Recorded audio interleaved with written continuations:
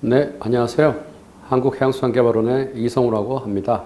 오늘 제가 드릴 내용은 수에즈 운하 봉쇄와 북극 항로 이슈, 즉 수에즈 운하 봉쇄가 지난 3월달에 있었습니다.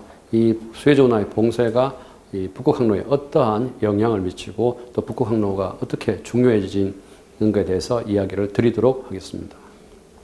크게 두 가지로 나눠서 이야기를 하고자 합니다. 첫 번째는 북극 항로가 왜 우리한테 새로운 기회가 되는지에 대한 이야기, 물론 수에즈 운하 봉쇄와 연계해서 이야기를 드리겠습니다. 두 번째는 북극 항로를 그러면 어떻게 활용을 할 수 있을지에 대한 내용도 담아야 될 것 같습니다. 그래서 이 내용도 같이 말씀을 드리겠습니다. 자, 북극 항로가 왜 등장을 했을까요? 보시다시피 그림에 나오는 것처럼 1979년부터 2020년 사이에 이 북극 지역에 빙하가 녹아내리는 내용들이 나옵니다. 빠른 속도로 빙하가 지금 녹아내리고 있습니다. 우리가 지구온난화라고 이야기하고 있는 이 문제들이 우리 지금 주변뿐만 아니라 이 북극 지역에도 큰 영향을 미치고 있음을 확인할 수 있습니다. 그런데 이런 부정적인 영향이 단순하게 부정적으로 영향만 미치는 게 아니라 반대로 긍정적인 요인이 또 되기도 합니다. 얼음이 녹아내림으로 인해서 아시아에서 유럽으로 또 유럽에서 아시아로 가는 새로운 바다 고속도로가 열렸다는 부분입니다. 자, 보시다시피 이제 유럽에서 아시아로, 아시아에서 유럽으로 지금 현재 이동하는 선박의 어떤 숫자 그리고 시간들을 지금 표기를 해 두었습니다. 그림이 작아서 좀 잘 안 보일 수도 있습니다만 수에즈 운하, 그러니까 남방 항로라고 이야기합니다. 부산에서 싱가포르를 통해서 수에즈를 통해 가지고 유럽으로 가는 이 길보다 북극 항로로 통해서 가는 길이 대략 11일에서 12일가량 단축이 됩니다. 엄청난 시간 단축 효과입니다. 결국 시간의 단축 효과는 비용의 절감을 이야기하고 있고요. 또 비용의 절감은 시간을 단축함으로 인해서 고객들 그리고 화주들한테 여러 가지 재량권을 주기도 합니다. 그래서 수에즈 운하가 북극 항로와 연계해서 서로 간의 어떤 완충 내지는 상호 보완적인 요인으로 이야기를 할 수 있습니다. 그런데 수에즈 운하가 가졌던 이 리스크가 21년 3월 달에 있었던 이 사고가 60년 전에도 동시에 일어난 적이 있었습니다. 수에즈 운하를 그 당시 지배를 하고 있던 영국이 그 땅을 소유하고 있는 이집트와 전쟁을 일으키면서 이 수에즈 운하의 운송권에 대해서, 그러니까 관리권에 대해서 전쟁을 하는 동안 수에즈 운하가 닫혔습니다. 그 당시 중동에서 생산되던 다수의 연료, 그러니까 원유들이 유럽으로 가기 위해서 수에즈 운하를 통해서 갔었습니다. 물론 수에즈 운하를 통과하기 위해서는 선박 크기가 작았습니다. 그런데 이게 연료를 못 싣고 가게 되죠. 그럼 어떤 상황이 생겼을까요? 유럽 지역에 큰 모든 공장들이 문을 내리고 또 사람들이 생활하는데 상당히 문제가 생길 수밖에 없습니다. 그래서 그리스의 선박왕 오나시스가 새로운 아이디어를 냈습니다.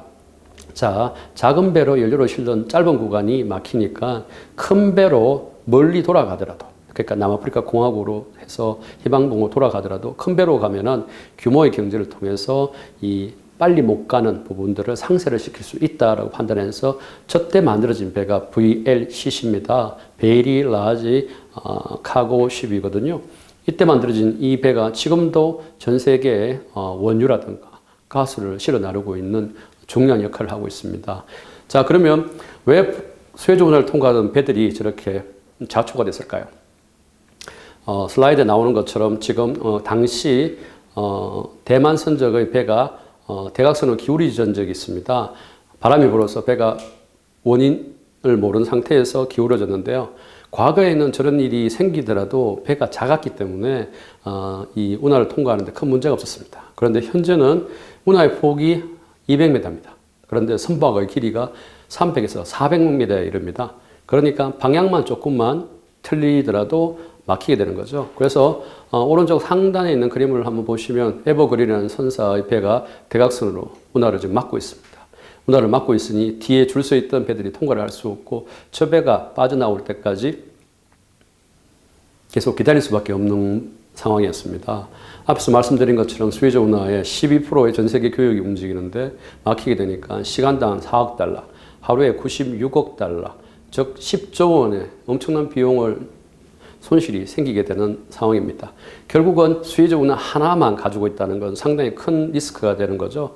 자, 이러한 차원에서 대안으로 아시아에서 유럽으로 또 유럽에서 아시아로 오고 가는 이 선박들이 또 다른 길, 고속도로로서 북극 항로의 가능성이 조명이 되고 있습니다. 자, 그럼 북극 항로는 사용을 하고 있지 않는 건가요? 이미 사용을 하고 있습니다. 이미 2020년 기준으로 499회를 이용을 하고 있습니다. 주로 러시아에 있는 자원들을 아시아나 유럽으로 수출하기 위해서 지금 사용을 하고 있는데 일정 부분 시범 항로입니다만 아시아에서 유럽으로 통과하는 선박들도 지금 이용을 하고 있습니다. 북극 항로에 러시아 자원들이 많이 있습니다. 그리고 우리가 미개척한 전 세계 자원의 20%가 북극 해 지역에 묻혀 있다고 합니다. 저기 있는 자원들을 실어내려면 당연히 북극 항로를 이용할 수밖에 없습니다. 대부분 덩어리가 크고 그리고 북극 지역 내지는 시베리아 내륙 지역으로 물류 인프라가 깔려 있지 않기 때문입니다. 저기에 생산되는 석유, 가스, 그리고 니켈, 철광석, 목재 등이 실려 나와야 되는데 유일한 수단이 북극 항로, 배를 통한 수송입니다. 그런데 이 북극 항로가 아직 여전히 얼음이 많이 존재하고 있습니다. 그래서 북극 지역에서 아시아로 올 경우에는 7월에서 11월 단 5개월 정도밖에 항행을 할 수가 없습니다. 다행히 서쪽, 그러니까 유럽 쪽으로는 빙하가 크게 존재하지 않고 있고요. 그래서 저쪽으로는 연중 운항이 가능합니다만 아시아 쪽으로 운항이 상당히 제한적입니다. 그래서 그림에 나오듯이 북극 항로 중간에서 유럽으로 가는 선박의 숫자는 상당히 많은데 오른쪽으로 가는 아시아로 가는 선박의 숫자는 상당히 적은 것은 이 이유 때문이라고 말씀을 드리겠습니다. 이 이유 외에도 기후라든가 그 다음에 세빙선의 부족, 그리고 물류 인프라의 부족, 그리고 화물의 불균형, 그리고 또 항로 수심 등도 여전히 북극 항로를 이용하는데 제한적인 요인입니다. 그 중에서도 가장 큰 요인 중에 하나가 이 북극 지역, 그리고 시베리아 지역에 사람이 없다는 부분입니다. 인구 밀도가 매우 낮습니다. 결국은 사람들이 있어야지만 지나가는 선박들을 지원을 하거나 배후에 있는 화물들을 모아서 실을 수가 있는데 존재하지 않는다는 거죠. 특히 청년층의 인력은 더욱더 감소를 하고 있고요. 대부분 모스크바라든가 상트페테르부르크, 블라디보스토크 같은 곳으로 다 이동을 해버렸습니다. 물론 이런 상황은 비단 러시아 지역만 그런 게 아니라 우리나라라든가 전 세계에서 생기는 일입니다만 북극 지역의 항로를 활성화시키는 데는 상당히 큰 애로라고 말씀을 드리겠습니다. 결국은 이 북극 항로가 수에즈 운하를 대신해서 제대로 작동을 하려면 누군가의 힘을 빌어야 되는데 그 누군가가 이 4차 산업혁명 기술이라고 이야기를 드리겠습니다. 사람들이 없기 때문에 사람을 대체할 수 있는 로봇이라든가 다양한 기술들이 필요하고요. 또 한 가지는 이 북극 지역은 매우 환경이 민감한 지역입니다. 어떤 사고가 생기면 우리가 살고 있는 여기서 생기는 자연재해보다는 엄청난 지구적인 영향을 미치게 됩니다. 그래서 사고가 안 나게 만들어야 됩니다. 결국은 우리의 사고의 대다수가 사람으로 인한 인재들입니다. 결국은 로봇가 그리고 AI가 빅데이터가 컨트롤하는 상황에서는 이 사고의 횟수를 상당히 줄일 수가 있습니다. 그래서 4차 산업기술의 북극 항로 적용은 상당히 의미가 있다라고 이야기를 드리겠습니다. 자, 예시를 한번 드려보겠습니다. 여기는 러시아의 서시베리아 지역입니다. 서시베리아 지역, 아마 도면에서 보면 카스피해가 왼쪽 하단에 있을 겁니다. 저기에 만약에 자원이 있다면 채굴이 필요하겠죠. 채굴을 처음에 탐사를 할 때는 드론으로 탐사를 하고요. 그리고 채굴은 로봇으로 채굴을 합니다. 그리고 가공도 로봇으로 합니다. 그리고 저 운송을 무인 트럭이나 무인 열차를 통해서 주변에 있는 강으로 옮깁니다. 여기서 강을 이야기하는 건 오브 리버라고 오브 강을 이야기하는데요. 저 강이 남쪽에서 북쪽으로 흐르는 강입니다. 저런 남에서 북으로 흐르는 강이 러시아 시베리아 지역에 세 곳이 있습니다. 그래서 저 강을 이용해서 여름에는 배로 그리고 겨울에는 무인 캐터필트 트럭을 통해서 얼음판 위를 화물을 실어 나를 수가 있습니다. 저 화물들은 북극 해 인근에 있는 강항이 아닌 바다항으로 옮기고요. 저 바다항은 당연히 스마트 항만으로 사람들이 없는 무인으로 운영이 되는 항만입니다. 저기에 무인 선박들이 오게 되고 무인 선박들이 저 화물을 실어서 아시아로 그리고 유럽으로 나눌 수 있습니다. 그리고 추가적으로 저기 무인 선박들이 이동을 할 때 앞에 빙하라든가 다른 것들이 출현할 수가 있습니다. 그러면 수중 드론이 앞에서 가이드 역할을 할 수 있는 그런 전체 시스템을 만들 수가 있습니다. 그리고 저 시스템은 블록체인 기술을 통해서 통합 관리가 가능합니다.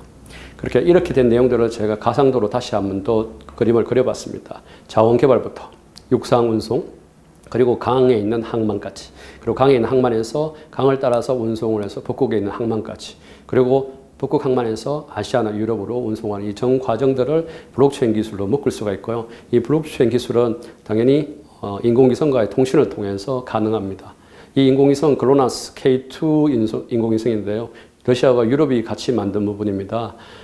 미국이 주도하고 있는 GPS는 위도 66도 이하에서만 작동을 하고 있습니다. 지금 우리가 쓰고 있는 내비게이션이 다 GPS 시스템에 의해서 서로 커뮤니케이션을 하고 있습니다. 그래서 66도 이상은 저러한 인공위성 시스템이 없는데 이게 러시아와 유럽에서 개발을 해서 활용을 할 수 있습니다. 이러한 부분에서 전체 통합된 북극 항로의 4차 산업기술 연계 모델이 가능할 수가 있습니다. 자, 이러한 부분들에 당연히 적용되는 인프라들이 필요합니다. 강항에 항만이 만들어져야 되겠죠. 그리고 북극 해 옆에 있는 바다항들도 만들어져야 됩니다. 그리고 실어 나를 선박들도 있어야 되고요. 컨트롤 타워도 만들어져야 됩니다. 이 과정들이 전부 다 디지털 기술에 의해서 만들어집니다. 그리고 여기에 또 추가해야 될 것들은 윈틀리제이션이라고 해서 극한의 기술들이 같이 도입이 되어야 됩니다. 지금 우리가 살고 있는 데 사용되는 디지털 기술과 또 북극 지역에서 사용되는 기술들은 또 다릅니다. 그래서 그것들이 적용이 된다면 육지에서 서울에서 아니면 부산에서 인천에서 해안 통제 센터를 통해서 여기에서 북극에 있는 항만들을 관리를 할 수 있고요. 여기에서 문제가 생기면 유지 보수도 동시에 할 수 있습니다. 이러한 산업들이 우리가 지금 이야기하고 있는 북극에 LNG를 수입을 할 때 자율운항 선박을 통해서 북극 항로를 통해서 그리고 스마트 인프라를 통해서 우리나라로 수입이 될 수 있고 반대로 우리나라에서 만들어진 상품들이 거꾸로 북극 지역으로 갈 수 있습니다. 자, 이게 도면 위에 그림을 올렸습니다. 이 전체적으로 한국과 러시아가 북극 항로를 통해서 서로 협력하는 방법에서 극동 러시아 지역 그리고 북극해 지역 그리고 아까 이야기 드린 내륙 수온 지역에서 서로 물류 거점을 만들 때 그리고 화물을 수송을 할 때 그리고 항만에서 하역을 할 때 배에 물건을 수송할 때 한국이 가지고 있는 이 응용 기술 그리고 러시아가 가지고 있는 기초 기술을 접목을 해서 서로 윈윈할 수 있는 방안들을 강구를 할 수 있을 것 같습니다. 자, 이러한 부분들이 지금 수에즈 운하의 봉쇄가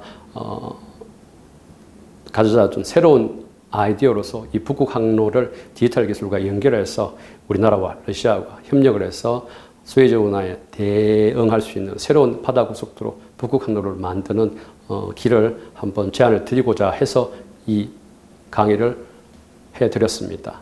참조하시기 바랍니다. 감사합니다.